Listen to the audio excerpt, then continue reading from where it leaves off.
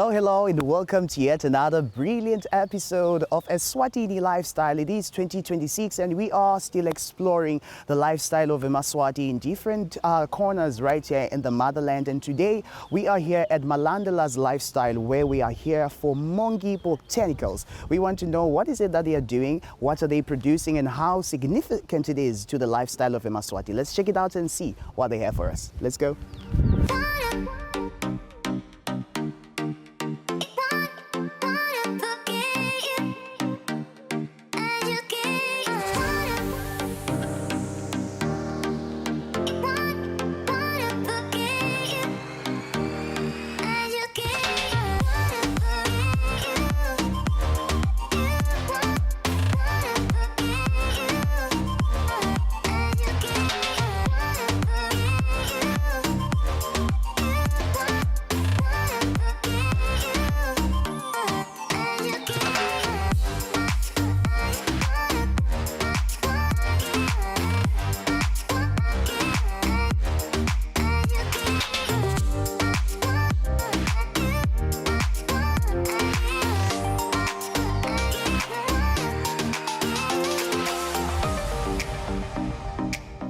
Good day, Sasha. How are you doing? I'm very well, thanks. How are you? I'm all right, thank you. All right, so what brings me here today, of course, it's Mongi Botanical. So I'd like to hear what's the story behind Mongi Botanical. I understand that it's all about the Eswatini flora. So I'd like to understand what is it all about? What's all about it, basically? Right, so Mongi, the name in itself means one who preserves. Okay. Okay. And literally in that sense, it is about the preservation of heritage and also the continuity. So what we do is really about the responsibility to the land, but also a way of life. So Mongi basically means to preserve and conserve our natural indigenous flora and the knowledge, indigenous knowledge that surrounds it and the knowledge system that surrounds that work. So we actively work to educate around plants that are indigenous to Eswatini. We also work in the processing of those plants to create wellness products. In the act in creating in itself is part of what we call intangible cultural heritage that we aim to pass on to future generations. Wow, that's really amazing. So speaking of producing products from nature, so what can you say is the process, in practice, like right from the time whereby you are taking those raw materials, those plants, and turning them into meaningful products for our society and communities? Yes, our process is very intentional. It's very energy driven. It's very conscious of the environment. We work within the natural cycles and seasons. So it starts off with looking what's available and looking at the study of those plants that we use. Obviously, they have to be indigenous to Eswatini or Southern Africa.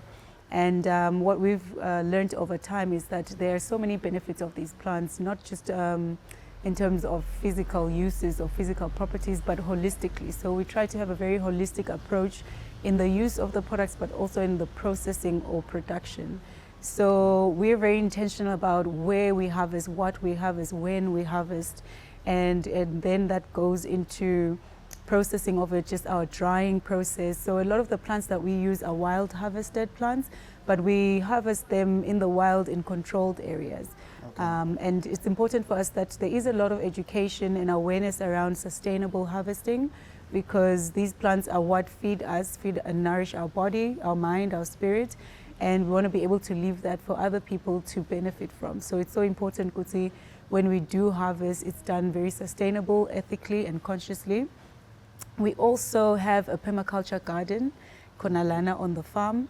So we grow some of the plants organically in our garden.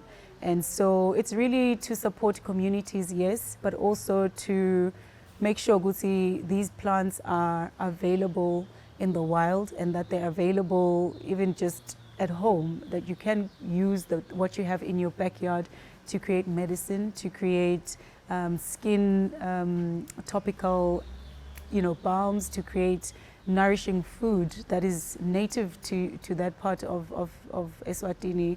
So yeah, it's very intentional. I would say that is our process. But yeah, it starts with our harvest. Well, it starts with the research, really. Okay. Looking into the plants, what they do. Over time, we've basically zeroed in on specific plants that we focus on. Okay. But we continue to do the research on what the plants can do and how they not only nourish us, spiritually, physically and mentally, but also how do they contribute to the larger ecosystem. So their ecological benefits are something that we look into as well.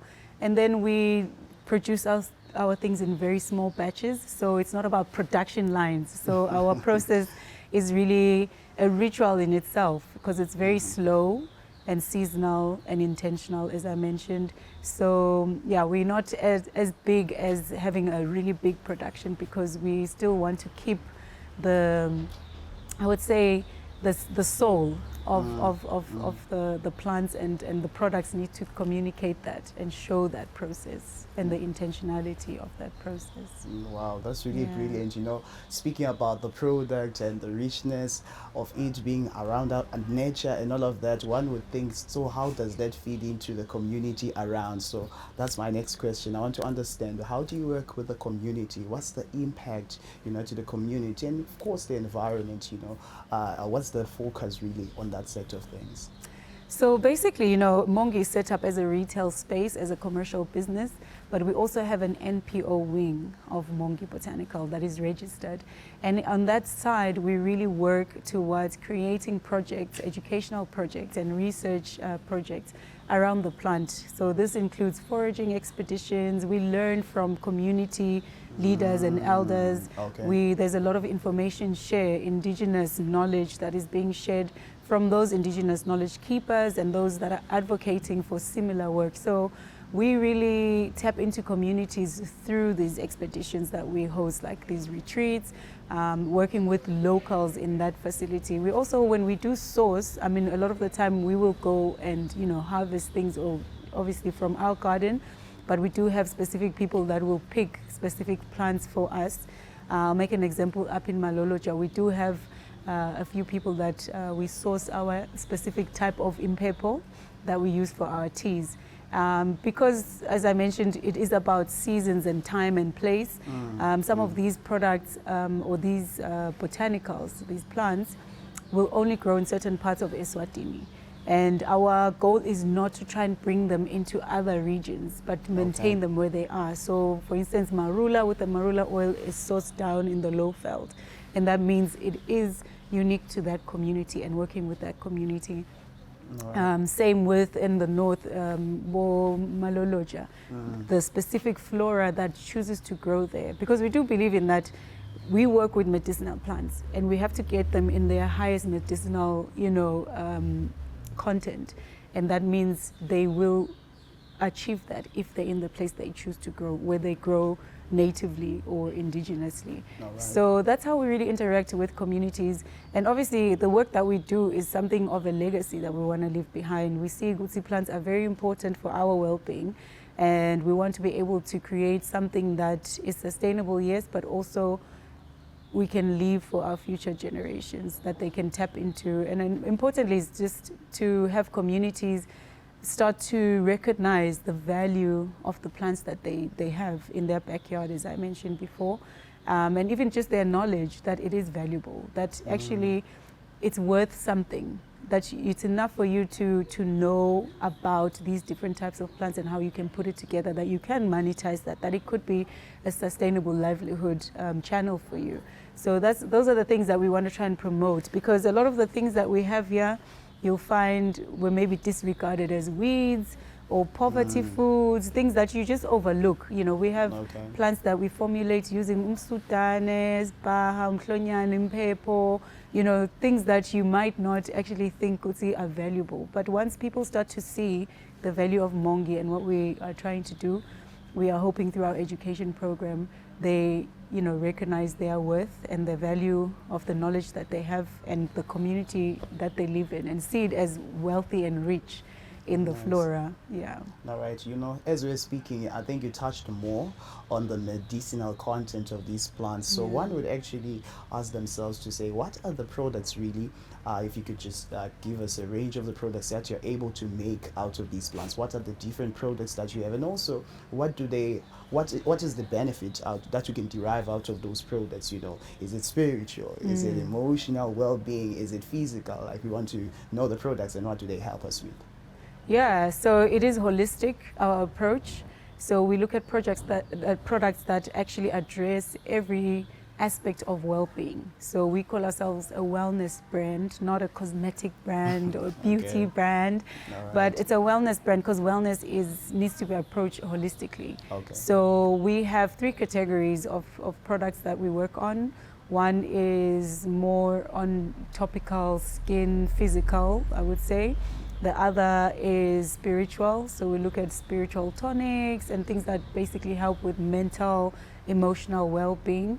And then we also have what we call our native pantry range of products, where we focus on indigenous foods that are easily accessible, that are climate smart, and are indigenous to here. So that means they grow well here and are cheaper options to grow and maintain, but also nutrient dense and healthier. So you'll find in our shop, we have, tinctures that we make from plants, from botanical, everything is plant-based, So we have tinctures, we have infused oils, we have skin balms, healing balms, we have the food section, we have sorghum, emabele, bomgomeni, tintlumaya, we have a range of teas that we grow, some of which we grow, some we wild harvest, and then we dry and package.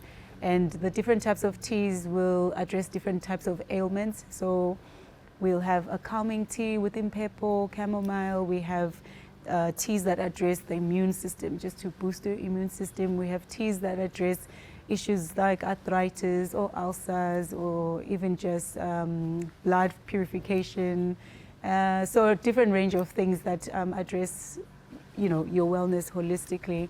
And what we call spirit care, we have bath tonics, we have our smudge sticks that you burn.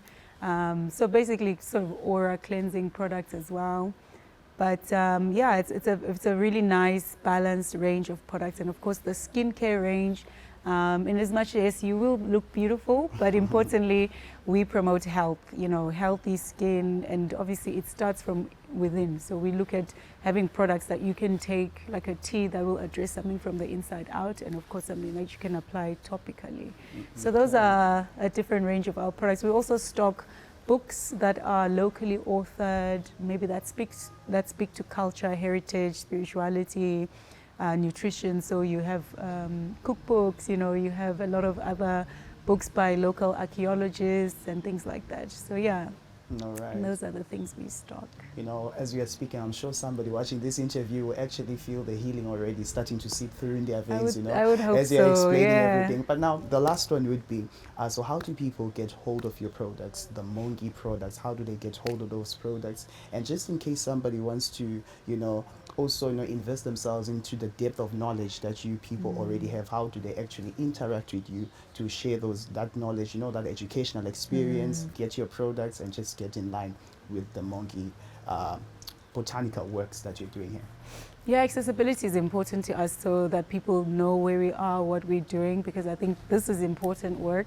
Yeah. We obviously have our flagship store where we are right now, which is our Mongi Botanicals retail shop here at Malandela's Lifestyle Center. You'll also find our products in a lot of different, in a few local outlets. We have them at Dala Spaces here at Malandela's, and also in Ngwenya Glass. They have a shop there. We have our products at the Swazi Candles Lifestyle Center, a shop called Imbali, which is under the Fair Trade Organization, Fair and Square. You can find our products in Eswatini at the Gables and the Langa Concept Store.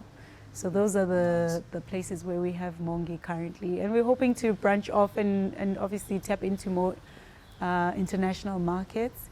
But like I said earlier, we are a very small batch producing, a very small team, and still quite young in our journey. So we have had, these opportunities, which is amazing because it gives us reassurance and an affirmation that what we're doing there's a demand for, there's a need for. So that's what we are looking to branch into and see how we can stock our products in more very intentional spaces as well that are in line with our ethos, you know, and the slow movement seasonal work that we're trying to do here. So right. yeah, these are the ones you can find. We also have our Instagram page where you can just follow our story, our journey.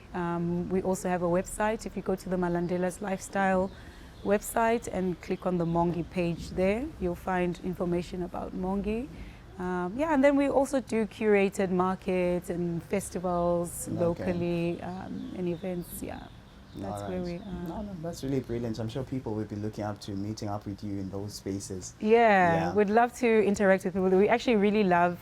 Initially, we had our products in outlets, and we didn't have our shop. Oh, okay. But we've had our shop now for 2 years, and it's just been revolutionary. I think it's been really important to have it because that's where we can really speak to people, you know, and interact with them, and they get to learn about the product more intimately. And so there's a lot of education that happens in here, which is what we really want. We want people to know why they want to use these products. Where do the products come from? What is the process, you know? And then for them also to be intentional with their everyday lifestyle and well-being and feeding into that and understanding that local ingredients are also superior, you know, and they don't need to look outside to find something that's good for them holistically. Well, that's amazing. Thank you so much, Sasha, Thank you. for having this interview with us. I'm sure people will know that we do have something that can take us on holistically and get that healing that we desire. Siyabonga. Thank you. Thank you so much.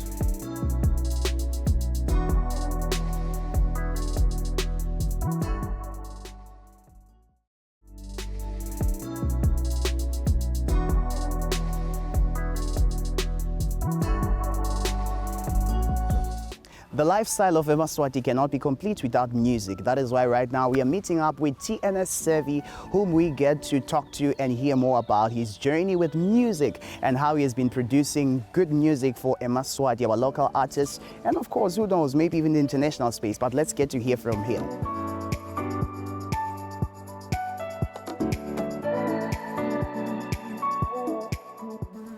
Brother man, how are you?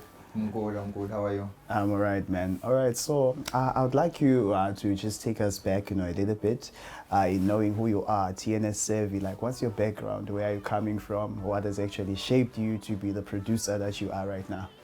Okay, TNS Sevi, my real name is Shagani Poshoma. Okay. I come from Shiseveni region. And then you go up about US, and that's where I come from. Yeah, so I'm a producer and I've been producing since 2017. I've been in the game for the longest time, and I love making music. I love working with people who are actually talented. I've been working with talented people, and they've shaped me to become a better person.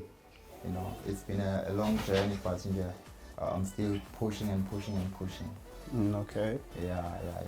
All right, but now when it comes to the name TNS Sevi, how did it come about? What's the story around it, and how does it really connect to your journey of music and everything that you're doing? Okay, TNS is my initials. You know, okay. My real name and Shagani Poshoma. But I won't mention the S the T for now. Yeah, okay. It's just TNS. And then the Sevi is a name that I love. I had to pick a name that would rhyme with TNS, so I chose Sevi because Sevi is somebody who's business-minded. You know, I was emphasizing on money. It's like, man, with this name, I need to go up with this name, make a lot of money with this name. So I made it TNS Sevi. Okay. That's how it came about. All right. All right. So now when we get to your name, you know, it's very different. And actually, when you just look at your life story, you know, you've been in the media spaces, we've heard your story, the sound of your music is international and recognizable, by the way. But no, somebody would want to know what actually influences the kind of music that you do, the sounds that you do. What is it that comes into your creative space when you're making your music? Okay. I fell in love with Amapiano. Yeah, and I've got people that I look up to, like the likes of Gabza the Small, Calvin Momo, Sam Deeves, these big piano producers. Yeah. So I love music, I love sound, I love the sound of keyboard. Anything that has to do with sound, it just makes me happy. So, and I listen to like a lot of music, different genres. So this is what influenced me actually. I like to try something different. I like to combine different sounds to make a certain unique, something that will sound beautiful and unique at the same time. So I'm influenced by the likes of the Kabza, and then I just love good music, man. Anything that is good. And I have to make sure when I'm making something, it is international, Okay. I always make sure when I'm working on something, I need to revisit it again and again until it is international.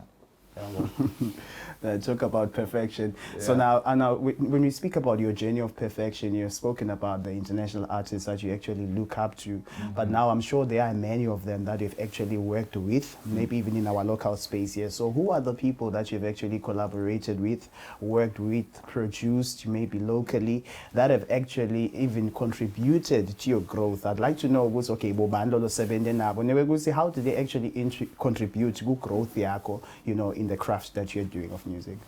Okay. I've worked with a lot, many, but one who has contributed most in my music career is Lady Page. Yeah. I've produced her a lot since 2017, and working with her produced great results.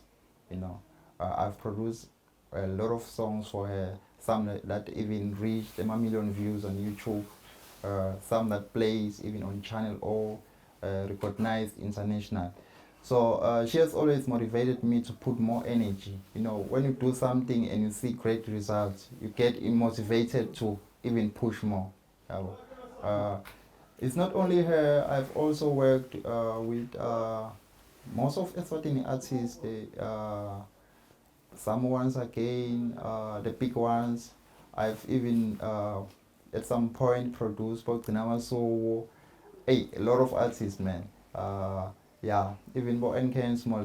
I've just recently released a song with NK and Small. I'm featured on that song. It's called Lang Alarm, and it's doing great.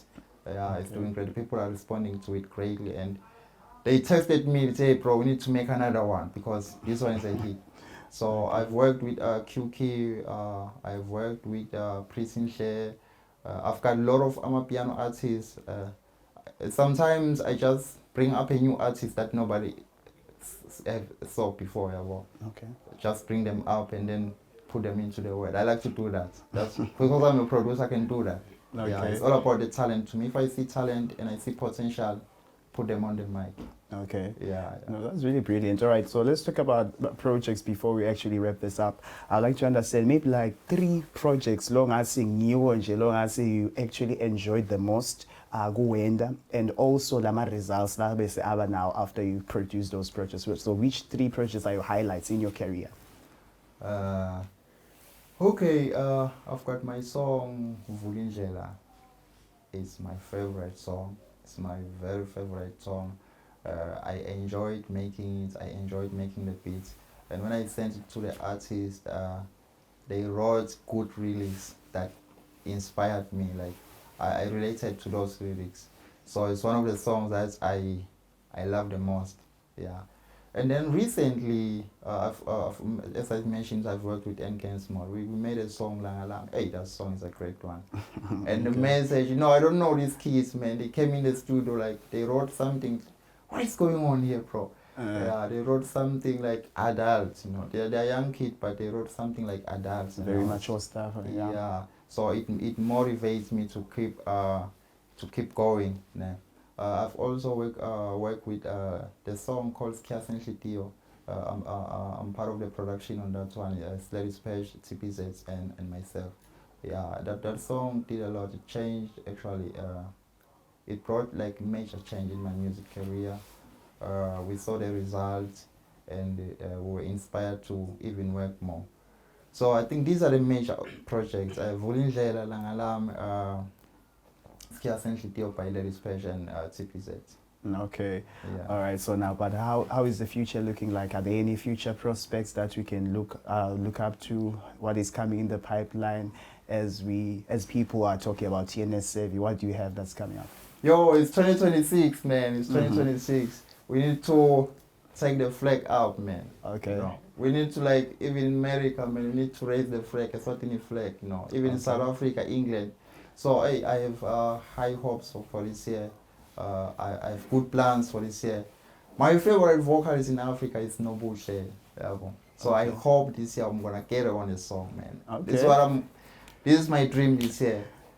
Don't be surprised if you see TNS Savvy featuring Nobushe this year, man. It has to happen. So, plus, I've been making a lot of music.